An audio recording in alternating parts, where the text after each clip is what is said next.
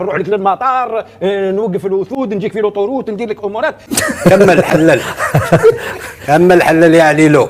وانا تمنيت انه ملفاتنا شنو تمنيت انه ملفاتنا كانت ما كون راهي كانت موجوده في. وعلاش اخوتي المغاربه داخل الوطن وخارج الوطن، مرحبا بكم في فيديو جديد اللي غادي نستمعوا فيه للاعلام الكرغولي في اول تعليق لهم على القرار ديال الامس ديال الكاف، الجمعيه العموميه، والتصريح ديال الرئيس ديال الكاف باتريك موتسيمبي اللي قطع لهم الشك باليقين وكذب كل ما يقوله الاعلام الجزائري، لانه الاسبوع الماضي كان عندهم عرس، كان عندهم احتفال وذكر اسم المغرب في المساء وفي الصباح، واليوم الحمد لله بداو كيتكلموا على اشياء اخرى بعد ما قال لهم رئيس ديال الكاف بان المغرب الخطه الاولى والثانيه والثالثه، او المغرب هو الخيار الاول والخيار الثاني والثالث، وما كاينش شي بلد افريقي اللي يقدر ينظم الكان مثل المغرب. علاش؟ لانهم تايقين وعارفين الحمد لله رجال المغرب من مسؤولين وعمال اللي بناو ملعب في ظرف وجيز، اللي كان هذا الروبيو اللي غادي يستمعوا له اللي كان يقول اودي الملعب ديال الرباط فيه فقط العشب